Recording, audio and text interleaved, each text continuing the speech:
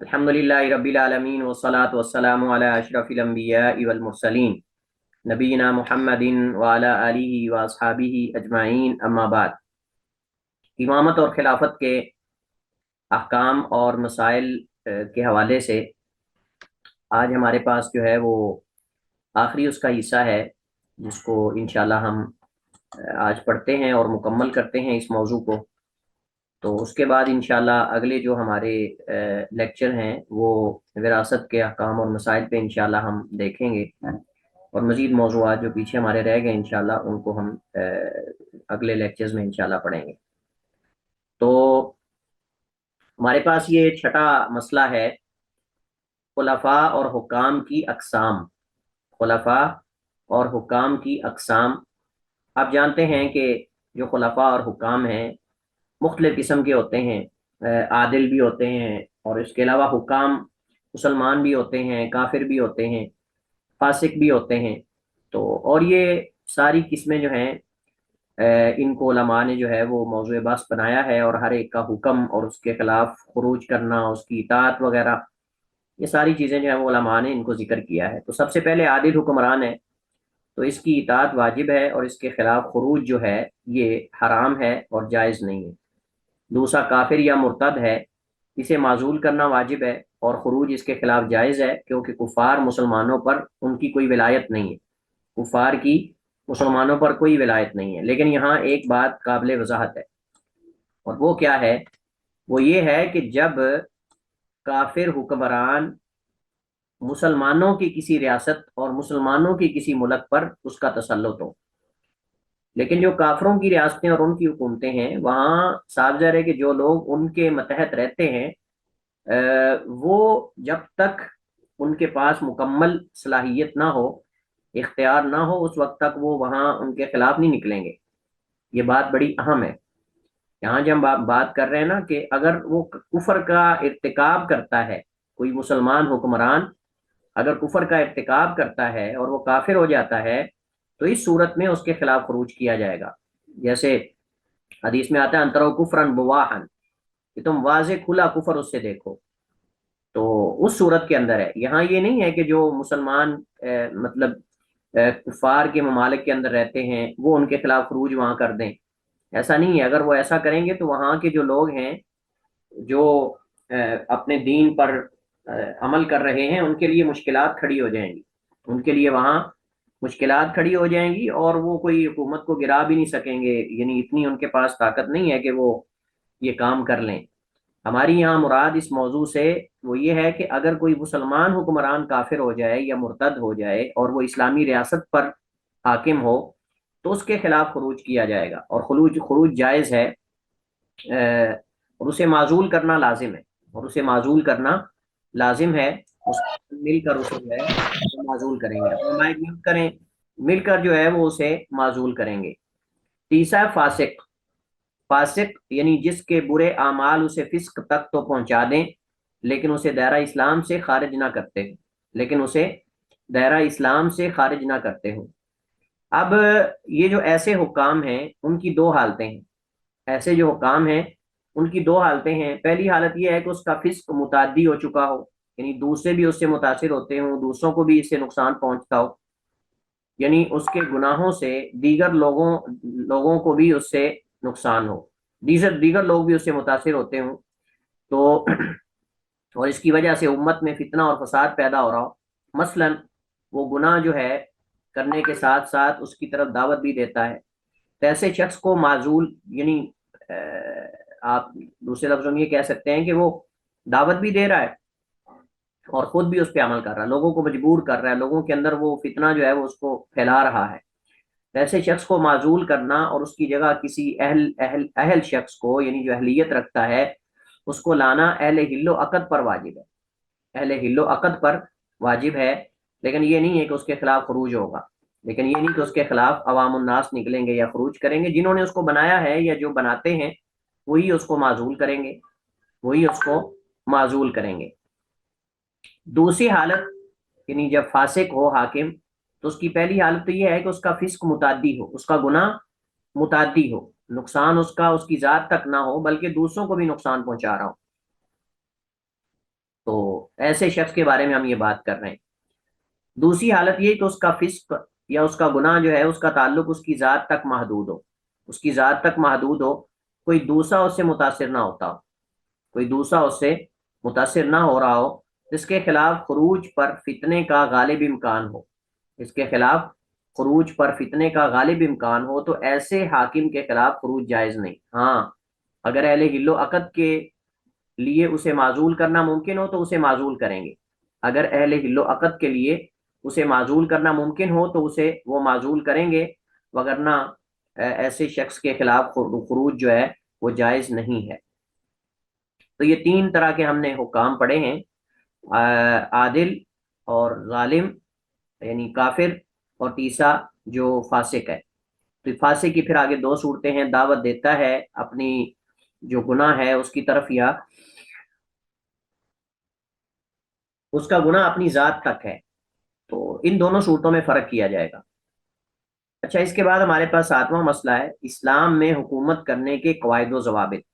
اسلام میں حکومت کرنے کے قواعد و ضوابط کیا ہے؟ اسلامی نظام حکومت میں کئی ایک قواعد اور اصول ہیں جن کو مد نظر رکھنا لازم ہے، اور اسلام جیسے کہ آپ جانتے ہیں کہ ایک ضابطۂ حیات ہے، اور اسلام ہمیں ایک پورا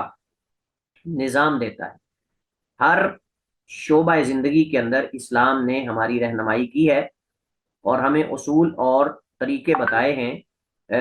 اس شعبے کے اندر اس کو چلانے اور اس کو جو ہے وہ اس کے میدان کے اندر چلانے اور اس سے مستفید ہونے کے۔ تو سب سے پہلا اصول یہ ہے مجلس شورا۔ امام یا حاکم وقت پر واجب ہے کہ ایک شورا کمیٹی تشکیل دے جس میں مختلف علوم و فنون سے تعلق رکھنے والے علماء، تجربہ کار، ماہرین اور انصاف پسند نیک لوگ ہوں۔ جو ان کا کام کیا ہوگا؟ اچھا مشورہ دیں، اچھی رائے دیں، غلطی کے وقت اس کی اصلاح کریں، عمدہ اقدامات کے وقت اس کی حوصلہ افزائی کریں، اور اگر کوئی غلط قدم اٹھاتا ہے حاکم وقت یا حکمران تو اس کی اصلاح کریں، اس کو نصیحت کریں۔ دیکھیں، کسی بھی حاکم کا اچھا ہونا یا برا ہونا اس میں اس کے جو حواری ہوتے ہیں، اس کے جو دائیں بائیں والے ہوتے ہیں، وزراء مشراء جو اس کے وزیر مشیر ہوتے ہیں، ان کا بہت بڑا کردار ہوتا ہے، اس کے اندر ان کا بہت بڑا کردار ہوتا ہے۔ اگر کسی شخص کے وزیر اور مشیر اچھے ہوں تو وہ خود بھی اگرچہ اس کے اندر کوئی کمی ہو بھی تو وہ پوری ہو جاتی ہے ان کے ذریعے، اس کی اصلاح کرتے ہیں، اچھے مشورے دیتے ہیں، اچھی آراء تجاویز دیتے ہیں۔ لیکن اگر کسی کے دائیں بائیں اس کے وزیر اور مشیر سارے برے ہوں، یا کوئی ایک ہی ایسا ہو جو اس کے کان میں پھونک مارنے والا گندا بندہ ہو، خراب ہو، تو اس کے ذریعے بہت زیادہ نقصان ہوتا ہے امت مسلمہ کا اور عوام الناس کا، اس کے اندر بہت زیادہ نقصان ہوتا ہے۔ جب بھی وہ کوئی اچھا کام کرنے کا ارادہ کرتا ہے تو وہ اس کے کان میں پھونک مار دیتا ہے وزیر، کہتا ہے چھوڑو جی، لوگ آپ کو دیندار کہیں گے، لوگ کہیں گے یہ مولوی ہے، لوگ کہیں گے یہ مولویوں کی سپورٹ کر رہا ہے، یہ دیندار لوگوں کی، مذہبی لوگوں کی سپورٹ کر رہا ہے، کہیں آپ کے اوپر مذہبی لیبل نہ لگ جائے اور لوگ آپ کو مذہبی نہ دینی نہ کہنے لگ جائیں۔ لہذا سیاست کے اندر تو آج کل دیکھیں، وہ کہتے ہیں سیاست کے اندر تو دین کو ظاہر ہی نہیں کرنا چاہیے کہ یعنی آپ کا عقیدہ کیا ہے، آپ کا ایمان کیا ہے، اور آپ کا مسلک کیا ہے، اور یہ چیزیں تو بالکل نہیں ہونی چاہیے، بلکہ دین کی بات ہی نہ کریں۔ آپ دین کی بات کریں گے تو آپ تو سیاسی ہیں ہی نہیں اصل۔ لہذا جب بھی کوئی وہ اچھا کام کرنے کا سوچتا ہے تو جو اس کے دائیں بائیں والے حواری ہوتے ہیں وہ شور کرنا شروع کر دیتے ہیں، کیونکہ دیکھیں ایک سازش کے تحت کفار کی جو سازشیں ہیں ان میں ایک سازش یہ بھی ہوتی تھی اور ہے کہ وہ جو حکام ہوتے ہیں ان کے دائیں بائیں ایسے بندے داخل کرنے کی کوشش کرتے ہیں کہ جو ان کو برے مشورے دیں، الٹے مشورے دیں، ان سے الٹے کام کروائیں، اور اچھے کام کرنے کے لیے ان کے لیے رکاوٹ بن جائیں۔ جب بھی کوئی اچھا کام کرے تو اس کے لیے کوئی نہ کوئی آگے رکاوٹ بن جائیں، کوئی رکاوٹ بنا دیں، دھمکی دے دیں، ڈرا دیں، ایسے ہی نہیں جی ایسے کریں گے تو یہ ہو جائے گا، وہ ہو جائے گا۔ تو بہرحال خلاصہ اس پوری گفتگو کا یہ ہے کہ کسی حاکم کا اچھا یا برا ہونا اس میں اس کے جو وزیر اور مشیر ہوتے ہیں، شورا جو ہوتی ہے، اس کا بہت بڑا کردار ہوتا ہے۔ اس وجہ سے انسان کو چاہیے کہ اگر اللہ اگر اسے موقع دے، اور یہ میں آپ کو بتاؤں کہ یہ اصول اور یہ ضابطہ صرف حکمرانوں کے لیے نہیں، کسی بھی ادارے کے اندر، کسی بھی نظم کے اندر اگر آپ رہ رہے ہیں اور آپ کو اللہ نے ایک مقام دیا ہے، آپ کو اللہ سبحانہ و تعالیٰ نے اگر کوئی پوسٹ دی ہے، کوئی بڑا مقام دیا ہے، تو آپ کوشش کریں اچھے لوگ، اہل مشورہ اپنے دائیں بائیں رکھیں، اچھے لوگوں سے مشورہ لیا کریں۔ اور میں کیا، قرآن و سنت ہماری اس حوالے سے رہنمائی کرتا ہے کہ آپ اس میدان کے اندر کبھی ناکام نہیں ہوں گے، اور آپ کی ہمیشہ عزت ہوگی، اور آپ کو لوگ عزت کی نگاہ سے دیکھیں گے، کیونکہ آپ جب اچھے لوگوں سے مشورہ کریں گے تو وہ اچھے مشورے آپ کو دیں گے، جس کے اندر آپ کی عزت بھی ہوگی، آپ کی جو اصل ذمہ داری ہے اس کی نشاندہی بھی ہوگی۔ اور ان لوگوں کا فائدہ یہ ہوتا ہے کہ جہاں کہیں انسان سے کچھ کمی کوتاہی ہوتی ہے تو وہ اس میں انسان کو سیدھا رکھتے ہیں، اس کو نصیحت کرتے ہیں، اس کو یاد دہانی کرواتے ہیں اس کی مسئولیت، اس کی ذمہ داری کی۔ لیکن جب خود ہی سارے چور ہوں دائیں بائیں، تو یاد دہانی کون کروائے گا؟ کون ہے جو کہے گا جی ہم تو غلط کر رہے ہیں اور اللہ کے ہاں ہم نے جواب دینا ہے، ہم سب نے حساب دینا ہے؟ کون ہے جو ڈرائے گا اللہ تعالیٰ سے؟ اگر کوئی ہوگا تو پھر ہی ہے نا۔ تو اس وجہ سے انسان کو چاہیے کہ اپنے جو دائیں بائیں لوگ ہیں، اہل مشورہ، وہ اچھے لوگ، امانت دار، خیر خواہ، دین دار ہونے چاہیے، جن کے اندر خوف خدا ہو، جن کے اندر اللہ کا ڈر ہو، دل کے اندر اللہ تعالیٰ کا ڈر ہو۔ تو کم از کم یہ ہے کہ وہ اچھا مشورہ دیں گے، برا مشورہ نہیں دیں گے کم از کم۔ تو یہ اصل میں مقصود ہے۔ تو کسی بھی جگہ پہ اگر آپ بڑے ہیں تو آپ ان لوگوں سے، اچھے لوگوں سے مشورہ لیا کریں۔ وہ مشورے سے حضرت عمر رضی اللہ تعالیٰ عنہ کی خلافت آپ کو پتہ ہے کیوں سب سے زیادہ کامیاب تھی؟ حضرت عمر رضی اللہ تعالیٰ عنہ کا دور خلافت کیوں کامیاب تھا؟ حضرت عمر رضی اللہ تعالیٰ عنہ جو ہیں وہ بڑوں سے بھی مشورہ لیتے تھے، نوجوانوں سے بھی لیتے تھے، بچوں سے بھی لیتے تھے، عورتوں سے بھی لیتے تھے، یہاں تک کہ عورتوں سے بھی جا کر مشورے لیتے تھے مسائل کے اندر۔ تو اس وجہ سے وہ ایک کامیاب خلیفہ بنے، اور کامیاب باقی بھی تھے، لیکن ان کو زیادہ ترقی اور ان کا زیادہ دور کیوں مشہور ہے؟ اس وجہ سے کہ وہ کسی سے بھی مفید مشورہ ملتا تو وہ لیتے تھے، اور لوگوں سے مشورہ کرتے تھے، صحابہ کرام سے مشورہ کرتے تھے۔ حتیٰ کہ عبداللہ ابن عباس جو چھوٹے صحابہ کرام ہیں، صغار صحابہ کرام، ان کی بھی رائے کو وہ ایسے فضول نہیں سمجھتے تھے، بلکہ اس کو بھی اہمیت دیتے تھے۔ بعض لوگ کہتے تھے حضرت عمر کو کہ تم یہ بچوں کو اپنے ساتھ بٹھا لیتے ہو، کم عمر لوگوں کو اپنے ساتھ بٹھا لیتے ہو۔ تو وہ کہتے تھے کہ اللہ کے نبی ان کو اپنی مجلس میں قریب رکھتے تھے، تو میں بھی ان کو اپنے قریب رکھتا ہوں۔ تو نظام حکومت کے اندر جو بنیادی اہم جس کا کردار ہوتا ہے حاکم کے بعد، وہ مجلس شورا ہے۔ حاکم کے تعین کے اندر، حاکم کو مشورہ دینے کے اندر، اس کی رہنمائی کرنے کے اندر اس کا بہت زیادہ کردار ہے۔ اللہ تعالیٰ قرآن کریم میں فرماتا ہے وَأَمْرُهُمْ شُورَىٰ بَيْنَهُمْ، اور ان کا کام آپس میں مشورہ کرنا ہے۔ وَأَمْرُهُمْ شُورَىٰ بَيْنَهُمْ، اور ان کا کام آپس میں مشورہ کرنا ہے۔ اور اسی طرح اللہ تعالیٰ نے قرآن کریم میں باوجود نبی علیہ الصلوۃ والسلام کے یعنی نبی ہونے کے، رسول ہونے کے، اللہ تعالیٰ فرماتا ہے وَشَاوِرْهُمْ فِي الْأَمْرِ فَإِذَا عَزَمْتَ فَتَوَكَّلْ عَلَى اللَّهِ إِنَّ اللَّهَ يُحِبُّ الْمُتَوَكِّلِينَ، اور کام میں ان سے مشورہ کر، پھر جب تو پختہ ارادہ کر لے تو اللہ پر بھروسہ کر، بے شک اللہ تعالیٰ بھروسہ کرنے والوں سے محبت کرتا ہے۔ ان اللہ يحب المتوکلین۔ نبی کریم علیہ الصلوۃ والسلام صحابہ کرام سے مشورہ کرتے تھے، اور متعدد مقامات پہ، متعدد امور میں اللہ کے نبی علیہ الصلوۃ والسلام نے صحابہ کرام سے مشورہ کیا ہے۔ بدر کے قیدیوں کے بارے میں اللہ کے نبی علیہ الصلوۃ والسلام نے مشورہ کیا، غزوہ بدر کے اندر اللہ کے نبی علیہ الصلوۃ والسلام نے مشورہ کیا، احد کی جنگ کے اندر اللہ کے نبی علیہ الصلوۃ والسلام نے مشورہ کیا۔ آپ تقریباً اہم امور کے اندر صحابہ کرام سے مشورہ کرتے تھے۔ وفد بنو تمیم جب اللہ کے نبی علیہ الصلوۃ والسلام کے پاس آیا اور انہوں نے کہا کہ اللہ کے رسول آپ ہمارا امیر منتخب کر دیں، امیر بنا دیں، تو اس وقت بھی اللہ کے نبی علیہ الصلوۃ والسلام نے صحابہ کرام سے مشورہ لیا، اور سب سے پہلے ابو بکر اور عمر رضی اللہ تعالی عنہما سے مشورہ لیا۔ تو نبی کریم علیہ الصلوۃ والسلام بھی صحابہ کرام سے کئی امور کے اندر اور اہم امور کے اندر آپ مشورہ کرتے تھے، اور اس کے بعد پھر جو نبی کریم علیہ الصلوۃ والسلام کے لیے ان کے مشورے میں سے زیادہ درست معلوم ہوتا یا راجع معلوم ہوتا، آپ اسے اختیار کرتے اور اللہ پر توکل کر کے اس کام کو جو ہے اس کی طرف آپ چل پڑتے تھے۔ تو اسی طرح نبی کریم علیہ الصلوۃ والسلام کی وفات کے بعد سیدنا ابوبکر صدیق رضی اللہ تعالیٰ عنہ کا بھی یہی طرز عمل رہا، حضرت عمر رضی اللہ تعالیٰ عنہ کا بھی، حضرت عثمان کا بھی، دیگر خلفائے راشدین جو ہیں ان کا بھی یہی طرز عمل رہا، اور یہی اصل بنیادی وجہ تھی جس وجہ سے ان کی خلافت جو ہے وہ علی منہاج النبوہ، نبی کریم علیہ الصلوۃ والسلام کے طرز پر، نبی علیہ الصلوۃ والسلام کے طریقے پر تھی، اور نبی کریم علیہ الصلوۃ والسلام کا جو طریقہ اور منہاج تھا اس کے بالکل عین مطابق تھی، اور اس وجہ سے نبی کریم علیہ الصلوۃ والسلام نے خلفائے راشدین کے طریقے کو بھی سنت قرار دیا ہے، اور آپ صلی اللہ علیہ وسلم نے جہاں قرآن و سنت کو تھامنے کا حکم دیا ہے، وہاں اللہ کے نبی علیہ الصلوۃ والسلام نے خلفائے راشدین جو ہیں ان کے طریقے کو بھی آپ نے تھامنے کا حکم دیا ہے۔ یہاں سے آپ اندازہ لگا سکتے ہیں کہ خلفائے راشدین کا جو دور ہے وہ کتنا اہم ہے۔ اس کے بعد کیا ہوا؟ خلفائے راشدین کے دور کے بعد ملوکیت کا دور آتا ہے، اور اس کے اندر بھی سب سے زیادہ جو مسلمانوں کے لیے بہترین دور تھا، جو بادشاہانہ دور تھا، شاہی نظام تھا، حضرت معاویہ رضی اللہ تعالیٰ عنہ کا دور جو ہے وہ آپ سمجھیں کہ مسلمانوں کے لیے جیسے ائمہ فرماتے ہیں کہ وہ رحمت اور شفقت تھا، یعنی سب سے زیادہ جو بہترین دور تھا، یعنی آپ سمجھ لیں کہ ملوکیت کا، وہ حضرت معاویہ رضی اللہ تعالیٰ عنہ کا دور ہے۔ اگرچہ بعض علماء ان کو خلیفہ شمار کرتے ہیں کیونکہ ان کے ہاتھ پر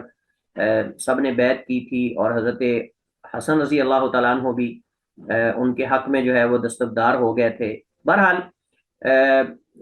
بعض علماء نے ان کو جو ہے وہ پہلا بادشاہ اور ملک جو ہے وہ تصور کیا ہے۔ بہرحال جو بھی ہے صحابی رسول ہیں، لیکن اس میں کوئی شک نہیں کہ خلفائے راشدین کے بعد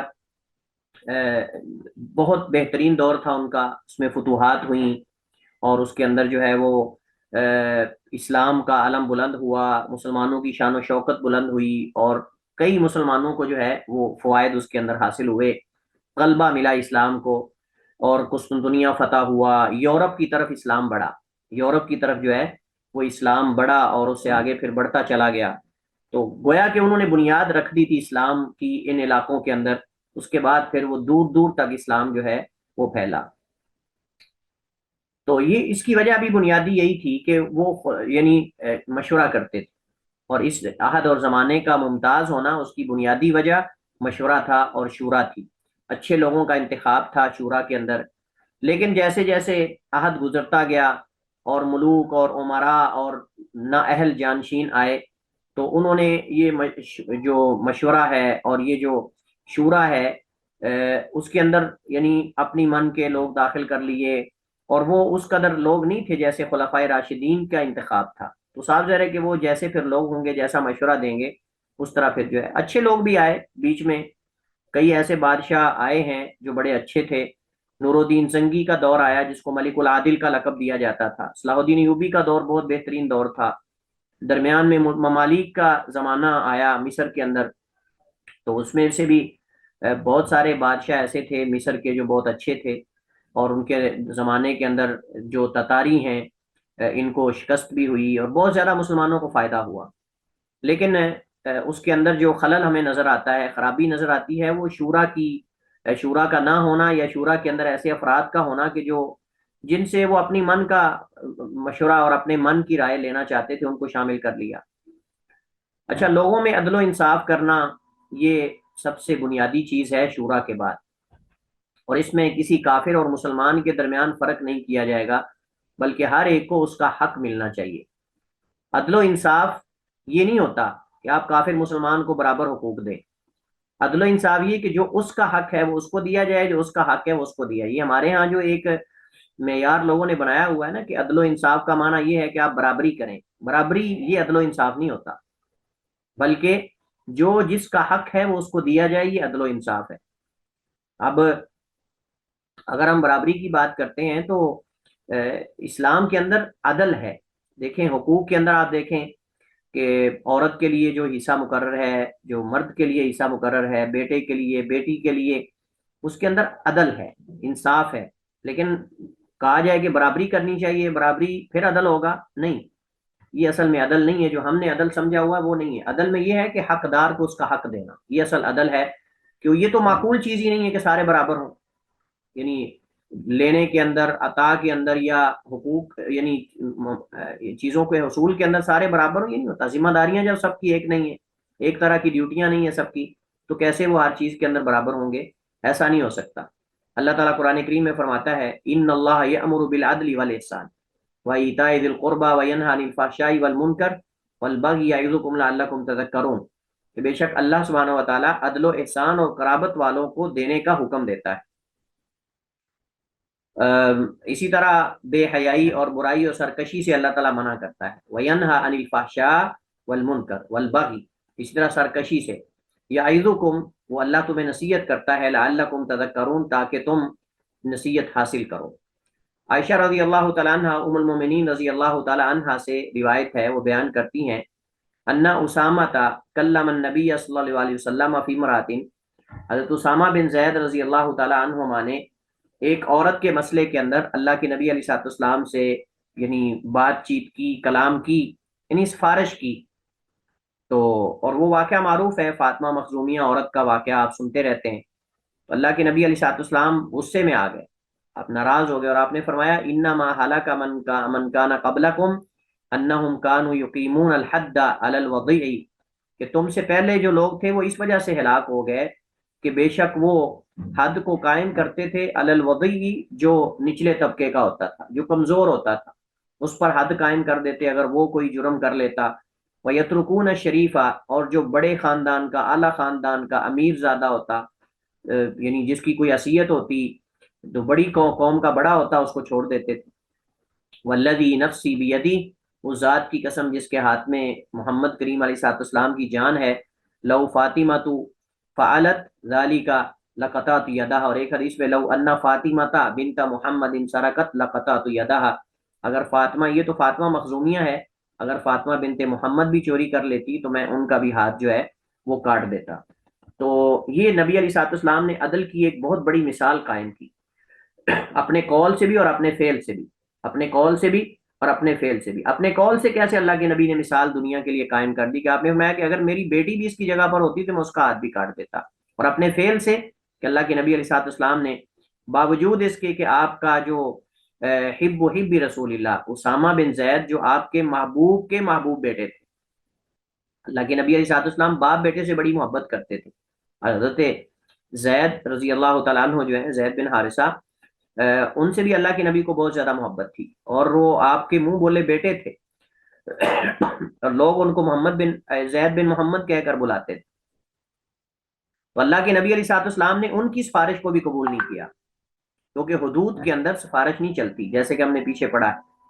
حدود کے اندر سفارش نہیں چلتی، حتیٰ کہ حاکم وقت کے پاس بھی اختیار نہیں ہے کہ وہ معاف کر دے. حد اللہ کا حق ہے، محض صرف اللہ کا حق ہے، اس کے اندر کسی قسم کی معافی نہیں چلتی. تو نبی کریم علیہ الصلوۃ والسلام نے اپنے قول سے بھی عدل کا قیام کیا، اور عدل و انصاف کا، اور اپنے فعل سے بھی. انسانی عزت و کرامت کی حفاظت، یہ بہت بڑی چیز ہے. ضروری ہے کہ کسی انسان کی عزت نفس مجروح نہ ہو. آج دیکھ لیں ہمارے معاشرے کے اندر کس قدر رگیدہ جاتا ہے، کس قدر سوشل میڈیا پہ ذلیل کیا جاتا ہے لوگوں کو، ان کے پرسنل معاملات کو ڈسکس کیا جاتا ہے، ان کی جو پرسنل زندگی ہے، لائف ہے، ان کو، ان کی تصویریں شیئر کی جاتی ہیں، بلیک میلنگ کی جاتی ہے،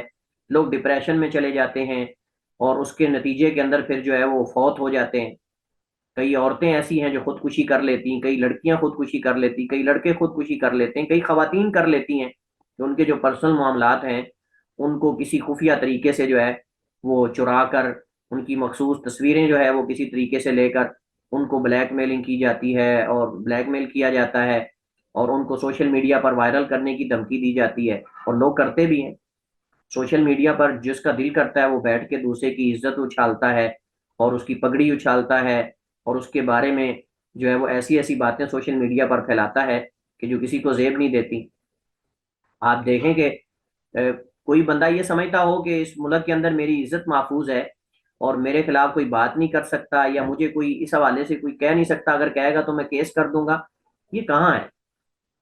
تو اگر کسی اسلامی ریاست کے اندر کسی انسان کی عزت ہی محفوظ نہیں ہے، جس کا دل کرتا ہے وہ اس پہ حملہ کر دیتا ہے، جس دوسرے پہ کرتا ہے. تو آپ دیکھیں کہ یہ بھی ریاست کا ہی حق ہے نا کہ وہ لوگوں کی عزت کو بھی محفوظ کریں. جہاں ان کی جانوں کی حفاظت ذمہ داری ہے ریاست کی، اموال کی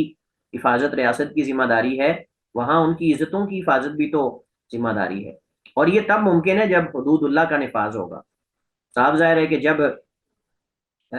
حد قذف کی سزا جو ہے وہ اس کو نافذ کیا جائے گا، حد زنا کو نافذ کیا جائے گا، اور دیگر جو تعزیری سزائیں شریعت کے اندر رکھی گئی ہیں، اگر ان کو جو ہے وہ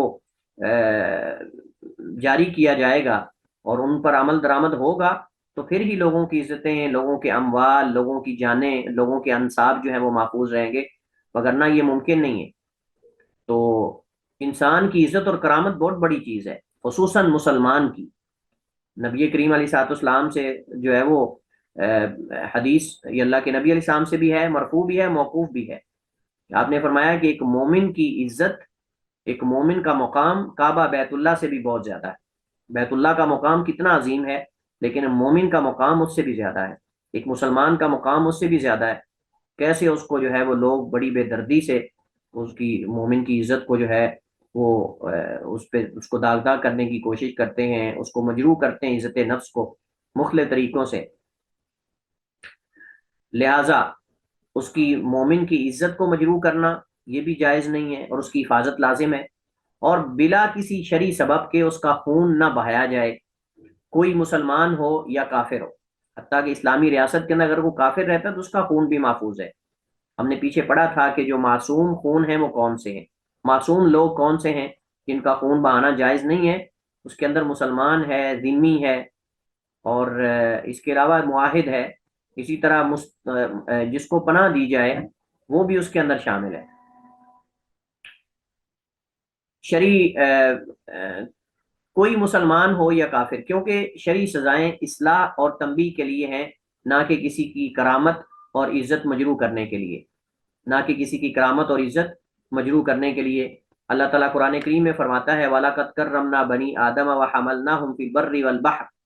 اور البتہ تحقیق بلا شبہ ہم نے عزت دی بنی آدم کو، وَحَمَلْنَاهُمْ، اور ہم نے ان کو سوار کیا، فی البر والبحر، بر و بحر میں، وَرَزَقْنَاهُمْ مِنَ الطَّيِّبَاتِ، اور ہم نے ان کو رزق دیا پاکیزہ چیزوں سے. اب یہ جو چیزیں ہیں یہ اصل میں بنی آدم کی عزت کا سبب ہے. اس وجہ سے اللہ تعالیٰ نے ان چیزوں کے اندر اللہ نے بنی آدم کو عزت دی کہ اللہ تعالیٰ نے ان کو بر و بحر ان کے تابع کر دیے. اللہ تعالیٰ نے ان کو پاکیزہ چیزوں کا رزق دیا. اس کا مطلب یہ ہے کہ انسان کو چاہیے کہ وہ اپنے لیے پاکیزہ چیزوں کا انتخاب کرے جو اللہ نے اس کے لیے پیدا کی ہیں، جو اللہ تعالیٰ نے اس کے لیے نازل کی ہیں، نہ کہ اللہ تعالیٰ کی پیدا کردہ پاکیزہ طیبات چیزیں چھوڑ کر جو خبائث ہیں ان کی طرف انسان رخ کرے. یہ اللہ تعالیٰ کی نعمت کی ناشکری ہے، اور یہ اللہ تعالیٰ کی حرام کردہ چیزوں کی طرف اپنے آپ کو بڑھانا اور اپنا نقصان کرنا ہے. صاف ظاہر ہے کہ اللہ سبحانہ و تعالیٰ نے اگر ہمارے اوپر طیبات یعنی پاکیزہ چیزیں اگر اللہ سبحانہ و تعالیٰ نے ہمارے اوپر جو ہے وہ یعنی فرض کی ہیں اور یعنی ان کو حلال کیا ہے، تو ہمیں طیبات کو اختیار کرنا چاہیے، اور جو خبائث ہیں ان سے ہمیں اپنے آپ کو بچانا چاہیے. دیکھیں خبائث چیزیں دو طرح کی ہیں. کچھ ایسی خبائث چیزیں ہیں کہ جو حرام ہیں، ان سے تو ہمیں لازماً بچنا چاہیے. کچھ ایسی ہیں جو حرام یعنی نشہ آور ہیں، نجس ہیں. تو نجس وہ خبائث کے اندر وہ بھی آتا ہے، خبائث کے اندر جو ہے وہ بھی آتا ہے. لہٰذا دیکھیں کچھ چیزیں جن کا حرام ہونا واضح ہے، کچھ چیزیں ایسی جن کے حرام اور حلال ہونے میں اختلاف ہے. تو ایسی چیزیں ہم دیکھیں گے طیبات میں سے ہیں یا خبائث میں سے ہیں. تو صاف ظاہر ہے کہ جب وہ خبائث میں سے ہیں تو پھر ہمیں ان کو اختیار نہیں کرنا چاہیے، پھر ہمیں ان کو اختیار نہیں کرنا چاہیے. مثلا سگریٹ ہے، تمباکو ہے، یہ چیزیں ہیں. اب اس کے اگرچہ اس میں اختلاف پایا جاتا ہے کہ جی حلال ہے یا حرام ہے، بعض مکروہ کہتے ہیں، لیکن دیکھیں وہ خبائث میں تو آتی ہیں نا چیزیں. اس وجہ سے اللہ تعالیٰ نے بنی آدم کی جو خصوصیت بیان کی ہے اور ان کو عزت اللہ نے جس چیز میں دی ہے وہ طیبات کی وجہ سے. اگر بنی آدم بھی خبائث کی طرف جائیں گے اور خبیث چیزیں کھائیں گے اور استعمال کریں گے اور خبیث حرکتیں کریں گے تو پھر وہ عزت تو نہ رہی، خود اپنے آپ کو پھر ذلیل کر رہے ہیں. اللہ تعالیٰ نے جو عزت دی ہے اس عزت کو خود جو ہے وہ یہ اللہ کی جی وَفَضَّلْنَاهُمْ عَلَىٰ كَثِيرٍ مِّمَّنْ خَلَقْنَا تَفْضِيلًا، اور ہم نے فضیلت دی ان کو ان بہت زیادہ ان مخلوقات پر جو ہم نے بنائی، تفضیلاً فضیلت دینا، یعنی جو چیزیں ہم نے پیدا کی ہیں ان میں سے ہم نے کئی مخلوقات پر انسان کو جو ہے بنی آدم کو ہم نے فضیلت دی ہے. حضرت ابو بکرہ رضی اللہ تعالیٰ عنہ سے روایت فرماتے ہیں اللہ کے نبی علیہ الصلوۃ والسلام نے فرمایا فَإِنَّ دِمَاءَكُمْ وَأَمْوَالَكُمْ وَأَعْرَاضَكُمْ وَبَيْنَكُمْ حَرَامٌ كَحُرْمَةِ يَوْمِكُمْ هَذَا فِي شَهْرِكُمْ هَذَا فِي بَلَدِكُمْ هَذَا۔ اللہ کے نبی علیہ السلام نے حجۃ الوداع کے موقع پر نبی علیہ الصلوۃ والسلام نے صحابہ کرام سے پوچھا کہ یہ کون سا دن ہے، یہ کون سا مہینہ ہے، یہ کون سا شہر ہے؟ تو صحابہ کرام جو ہے وہ بڑے حیران ہوئے کہ یہ تو چیز معروف ہے۔ تو نبی کریم علیہ الصلوۃ والسلام کو جب صحابہ کرام نے بیان کیا کہ یہ بلد الامین ہے اور یہ مہینہ ذوالحجہ ہے اور ذوالحجہ ہے اور یہ دن جو ہے یہ افضل ترین ایام میں سے ہے، تو اللہ کے نبی علیہ الصلوۃ والسلام نے اس وقت فرمایا کہ بے شک تمہارے خون، تمہارے اموال، تمہاری عزتیں بینکم تمہارے درمیان حرام ہونے ایک دوسرے پر حرام ہیں، کا حرمت یومکم ھذا جیسے تمہارے یہ دن کی حرمت ہے، فی شہرکم ھذا تمہارے اس مہینے کے اندر، فی بلدکم ھذا اس شہر کے اندر، یعنی جیسے یہ حرمت والا مہینہ ہے، حرمت والا دن ہے اور حرمت والا شہر ہے، ایسے ہی تمہارے اموال، تمہارے خون، تمہاری عزتیں یہ تمہارے اوپر ایک دوسرے پہ جو ہے وہ حرام ہیں۔ اور اسی طرح جو ہے وہ نبی کریم علیہ الصلوۃ والسلام نے ایک بندے نے شراب پی تو اس کو لایا گیا، تو نبی علیہ الصلوۃ والسلام نے کہا اس کو مارو، کوڑے مارو، کچھ نے ہاتھوں سے مارا، کچھ نے جوتوں سے مارا، کچھ نے کپڑے وغیرہ سے مارا۔ تو جب اس کو حد لگا دی اللہ کے نبی علیہ الصلوۃ والسلام نے، یہ آغاز تھا، ہم نے شاید حدیث یہ پڑھی تھی، تو جب وہ جانے لگا تو کسی بندے نے کہا کہ اخزاک اللہ، کسی بندے نے کہا، کسی صحابی کی زبان سے ہی نکل گیا اخزاک اللہ، اللہ آپ کو رسوا کرے۔ تو نبی کریم علیہ الصلوۃ والسلام نے فرمایا کہ تم اپنے بھائی کے خلاف شیطان کی مدد نہ کرو، اپنے بھائی کے خلاف شیطان کی تم مدد نہ کرو، یعنی تمہیں یہ الفاظ نہیں کہنے چاہیے تھے، ہو سکتا ہے کہ یہ اس کے خلاف جو ہے وہ بد دعا نہ ہو اور جو ہے وہ یہ قبول نہ ہو جائے اور اس کا نقصان ہو جائے، اور شیطان تو اس پہ خوش ہو رہا ہے، یا اس سے یہ ہے کہ وہ یہ تمہارے الفاظ سن کر جو ہے ہو سکتا ہے کہ وہ متنفر ہو جائے، یا ایسی کوئی بات ہے۔ حریت، آزادی، ہر ایک کو آزادی ہونی چاہیے اسلامی ریاست کے اندر دین پر عمل کرنے میں، اسی طرح جو ہے وہ اپنے عقیدے پہ اور اپنے اسلام پہ وہ آزاد ہونا چاہیے انسان۔ اگر آزادی نہیں ہے اسلامی ریاست کے اندر دین پر عمل کرنے میں، شاعر اللہ کے اظہار کے اندر، دین کے اظہار کے اندر، تو پھر جو ہے وہ یہ اسلامی ریاست نام کی اسلامی ریاست ہے۔ حریت اور عزت لازم و ملزوم ہے، لہذا ہر شہری آزادی رائے رکھتا ہے بشرطے کہ وہ اسلامی تعلیمات سے نہ ٹکراتی، بشرطے کہ وہ اسلامی تعلیمات سے نہ ٹکراتی ہوں۔ اسی طرح اسلامی ریاست میں رہنے والے غیر مسلم لوگوں کو دین اسلام میں داخلے کے لیے مجبور کرنا یہ جائز نہیں ہے۔ اگر وہ اپنے دین پر آزادانہ عمل کرنا چاہتے ہیں، جزیہ دے رہے ہیں، جو بھی ان کا وہ بنتا ہے، تو ان کو آزادی ہے کہ وہ اپنے دین پر رہیں اور اپنا جزیہ دیتے رہیں، کوئی اسلام قبول کرے یا نہ، البتہ ترغیب دلانے میں کوئی حرج نہیں کہ ان کو اسلام کی ترغیب دلائی جائے، اس میں کوئی حرج نہیں، لیکن ان کو مجبور کرنا اسلام میں داخل ہونے پر یہ اسلام کا نقطہ نظر نہیں ہے۔ ہاں، جو اسلام کے دشمن ہیں، نصارہ ہیں، یہود ہیں، وغیرہ وغیرہ ہیں، نصارہ نے تاریخ کے اندر مسلمانوں کو کئی دفعہ اذیتیں دیں، تکلیفیں دیں نصرانیت قبول کرنے کے لیے، جیسا کہ اندلس کے مسلمانوں کو آج کئی جو اس وقت یورپ کنٹریز کے اندر عیسائی ہیں، اگر آپ ان کا نسب اور ان کا اگر آپ چیک کریں ان کے بڑے، تو وہ مسلمان تھے اندلس کے،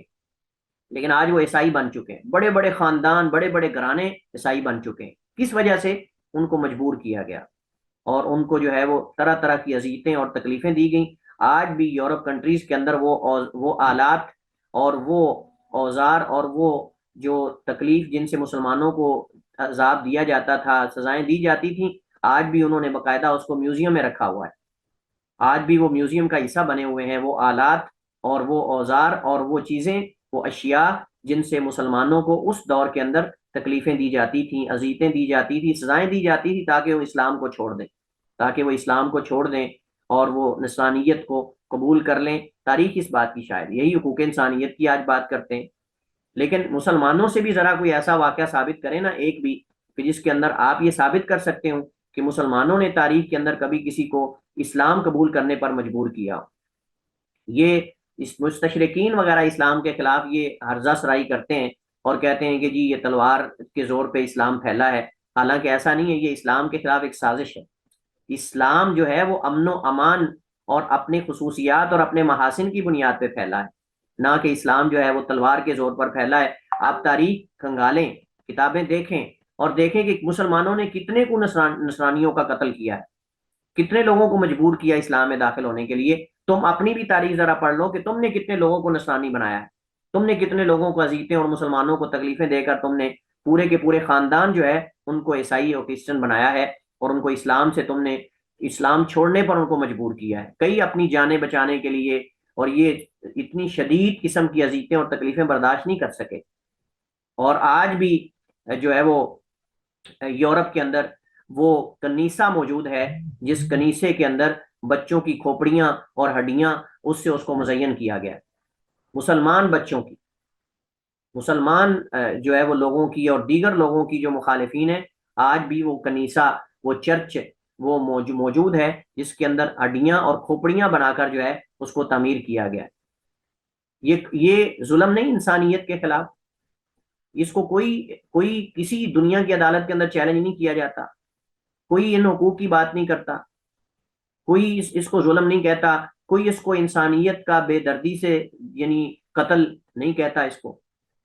اگر کوئی غیر مسلم مر جاتا ہے، کوئی عیسائی مر جاتا ہے، کوئی یہودی مر جاتا ہے تو ہرزہ سرائی شروع کر دیتے ہیں، اور پتہ نہیں یعنی کیا کر دینا ان لوگوں نے۔ تو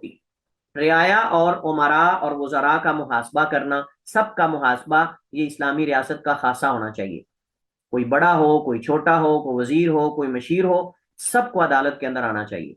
جس کسی کا بھی کوئی کیس ہے وہ عدالت میں آ کے جواب دے۔ جب سیدنا علی رضی اللہ تعالیٰ عنہ آ سکتے ہیں، جب سیدنا امیر المومنین حضرت عمر رضی اللہ تعالیٰ عنہ جو ہیں وہ جواب دے سکتے ہیں کہ کرتا کہاں سے لیا ہے، جب وہ سارے اپنے آپ کو عدالت میں پیش کرتے ہیں تو کوئی اور کون ہو سکتا ہے جس سے بالا تر ہے؟ تو کوئی بڑا ہو یا چھوٹا ہو، ہر ایک جو ہے وہ اس کا محاسبہ ہونا چاہیے۔